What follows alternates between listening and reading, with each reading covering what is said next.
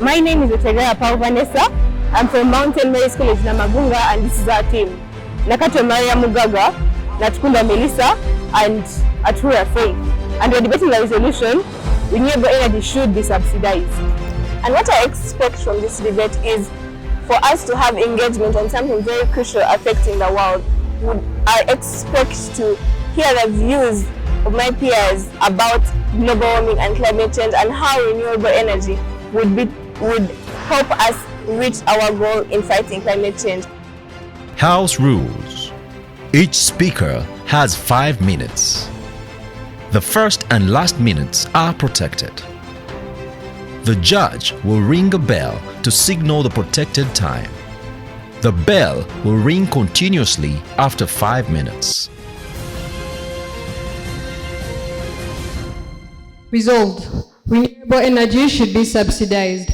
From Oxford Languages, we are describing the key terms, that is renewable energy, as energy from a source that is not depleted, such as wind or solar energy and hydroelectric power. Renewable energy is sustainable energy in that it can be replaced at an equal rate as it's used. It is clean energy which allows the people to live healthier. Secondly, subsidized. According to Oxford Languages, we are describing subsidized as having part of the cost of production paid in order to keep the selling price low. This is done by providing renewable energy companies tax holidays, giving soft loans for startup companies of renewable energy, and direct cash transfers to producers. Our parameters today are Uganda. Why Uganda? Because majority of Ugandans use non-renewable energy, and this is because many of them cannot afford renewable energy. For example, for solar energy, the least amount of installation and purchase of one power solar system costs about 350,000. Because of this, only 7% of Ugandans use solar energy, according to International Renewable Energy Agency. And because of climate change, climate change is rapidly in Uganda, evidenced by the most current heat wave, whereby temperatures rose up to about 30 degrees Celsius. What is our status quo today? Our status quo is 28% of Ugandans use renewable energy, and this is according to International Renewable Energy Agency. And we believe that with subsidization of renewable energy, this percentage will be increased. Considering the remaining 72% of Ugandans who use non-renewable energy, which includes wood fuel, that is charcoal and firewood, which depletes our forest cover and other associated dangers like soil erosion and global warming. We are also encouraging the subsidization of renewable energy to minimize usage of non-renewable energy. Why? Because of its disadvantages. Its increased carbon dioxide emissions, enhanced greenhouse effects, which has led to global warming, which is climate change, making it more difficult to practice agriculture, which is the backbone of our economy. We'd also like to mention the benefits of renewable energy as to why we want to expand its usage in coverage. To reduce on global warming, to improve on public health. Since this is clean energy, this is inexhaustible energy, which would ensure stable energy prices, which would boost our economy. The question I'm here to answer today is why we are subsidizing renewable energy.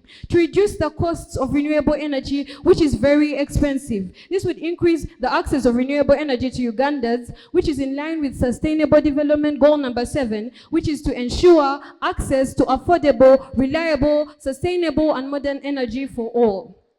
We want to conserve our environment by increasing the usage of renewable energy. How? Through subsidizing it, through reducing its costs, through direct cash transfers to producers of renewable energy. Its usage will be made to accommodate a wide coverage. How is this important? It helps us to minimize disadvantages of climate change, which promotes agriculture, which is the backbone of our economy.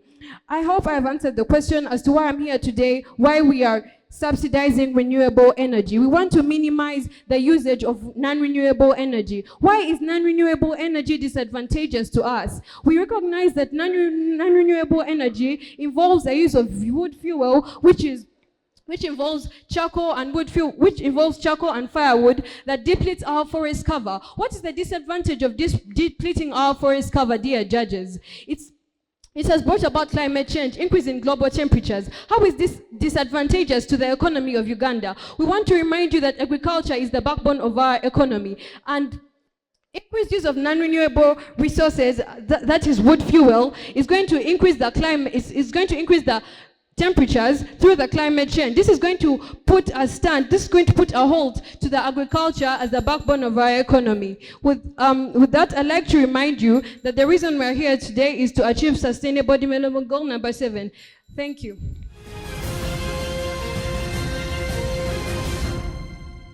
Ladies and gentlemen, esteemed judges and fellow debaters, I rise to present our case against the resolution that states renewable forms of energy should be subsidized. We firmly believe that while the promotion of renewable energy is important, subsidizing it presents significant drawbacks that must be carefully considered. My name is Aol Laura, Namugongo Secondary and Vocational School, Team Negators.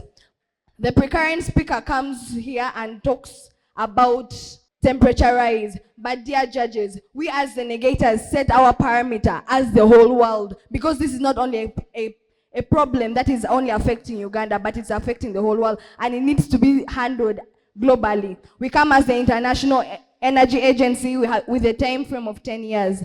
Dear judges, according to heritage.org, subsidies have nothing to do with global warming. According to National Academy of Science, eliminating tax credits will increase greenhouse gas emissions by 0.3%. In fact, a very efficient example is wind farms would need over 260 times the amount of land to produce the same amount of electricity as a typical nuclear power plant, which has virtually no emissions.